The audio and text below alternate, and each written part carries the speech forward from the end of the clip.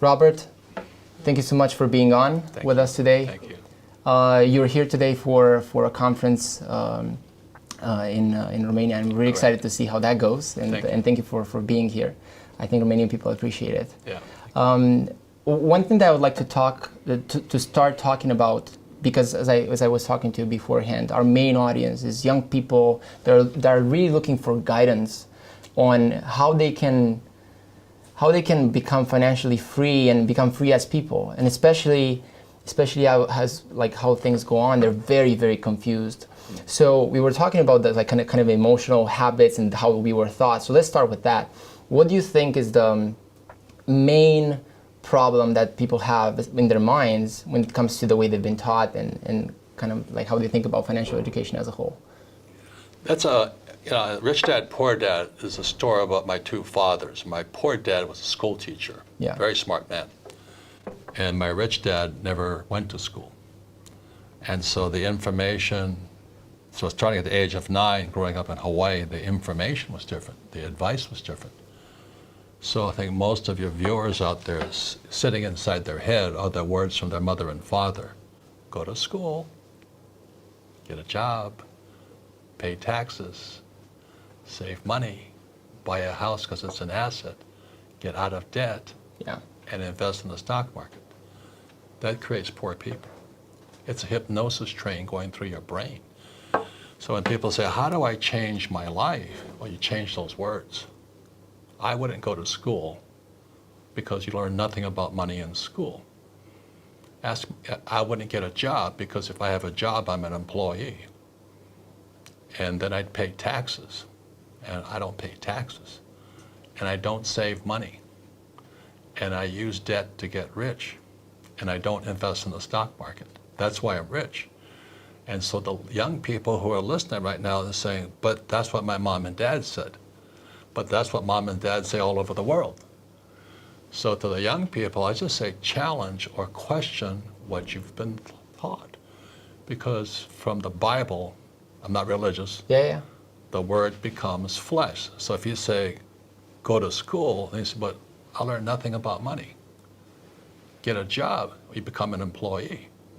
If you're an employee, you work for money. I pay taxes. Then they tell you to save money. Why would you save money when the government's printing money? You know, and get out of debt. Well, debt is money. I use debt to get rich. Most people use debt to get poor and invest in the stock market. I don't invest in the stock market. So when you wonder why so many people struggle financially, is they haven't challenged the hypnosis, the words. Go to school, get a job, work hard, save money, pay taxes. Until you question those hypnotic trances, you don't change. So when I was a little boy, I had poor dad and rich dad, saying, in your head. He's saying, go to school. My rich dad goes, what a waste of time that is, Right. And the way my rich dad taught me is just playing Monopoly. 4 greenhouses, 1 red hotel. I learned about money. I learned to be a capitalist, not an employee. I don't pay taxes.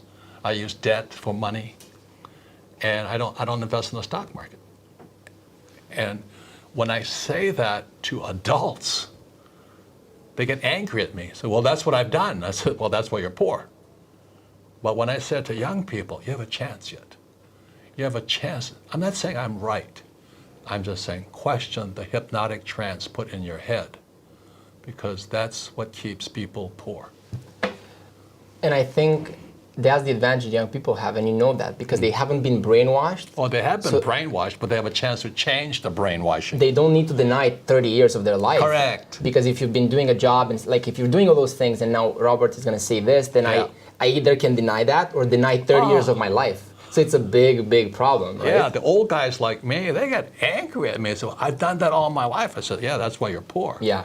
And they go, and they get angry at me when the economy doesn't exist out here. The economy exists in here. Yeah.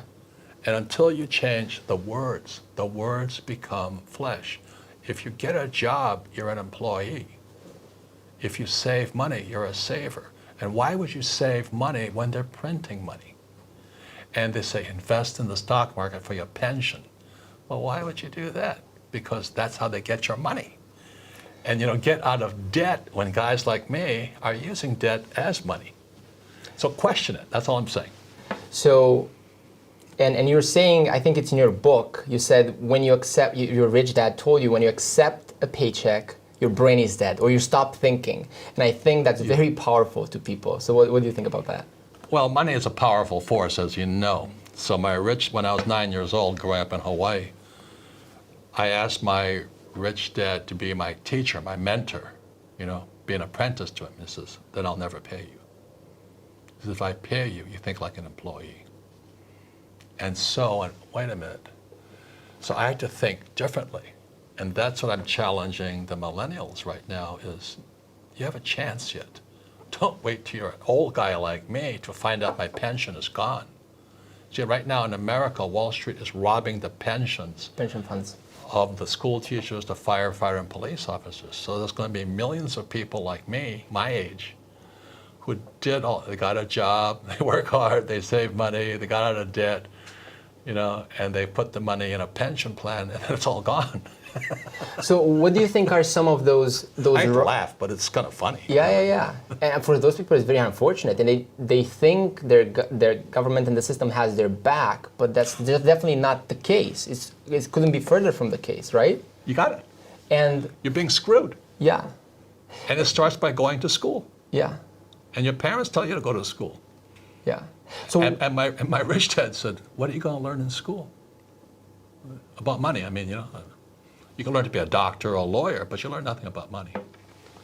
So what do you think are some of those right beliefs to have? Some of the right beliefs to have about money, about the way you create wealth, about the way you actually create the life you want? What would be some of the right ones? We know the bad ones. Go to school, get a job, all these things. Well, it's not right or wrong. You see, most people should be employees. Okay. Because most people, it's easier to be an employee. Like when I flew for the Marine Corps in Vietnam, and my poor dad wanted me to become an airline pilot. He says, "Go fly for the airlines." And I said, "No, I can do that. I could already fly. Yeah. Why would I fly for the rest of my life?" Yeah. He said, "But you love flying." I said, "Yeah, but I want to fly for the rest of my life." I just wanted a bigger challenge. And a bigger challenge would be to be an entrepreneur, because I'd have to learn new things. I'd have to learn 10 times more than being a pilot. So for me, it was right for me to become an entrepreneur because I was really interested in learning about money and business and economics and all this. But most employees aren't. So for most people who are employees, they should get a job, work hard, save money, pay your taxes and all that. But entrepreneurs don't pay taxes. We don't save money. We use debt as money. And everything's different. And I don't invest in the stock market. But I had to pay the price, which was get my own education, not the stuff they teach you in school. So how do you know that you're meant to be an entrepreneur? Is there something that you need to feel? Is there something that you need to do? It can be trained to anybody. Like you said, not everybody needs. Some people are meant to be employees and want to do that, actually. They don't want to. Most people want to be employees. Okay. They want the paycheck and they want the pension. They want security. And I don't blame them. Yeah. But many people today don't have that choice. If you lose your job, like my poor dad eventually lost his job. And then he realized going to school, getting a job didn't help him. He had a PhD. He didn't have the skills for the world. He stepped out of the academic world and onto the streets. The cats ate him alive out there. Most school teachers cannot survive in the real world. Not in my world, at least, because they don't have the mental strength, spiritual strength, emotional strength, or the education to sustain the battles of being an entrepreneur. I have international businesses, thousands of employees. A school teacher, they don't have that.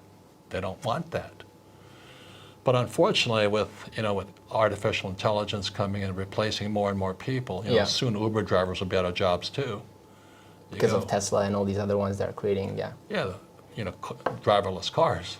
So all the truck drivers and all this, they're out of work. Which is the biggest category of employment in the USA. I think that's right. What's it, truck drivers? Drivers, biggest employment category. It's the biggest category for men. Yeah. You see all these men who are, John Wayne and Tarzan and Rambo. Yeah. They're going to be out of work. So what do you think? So let's say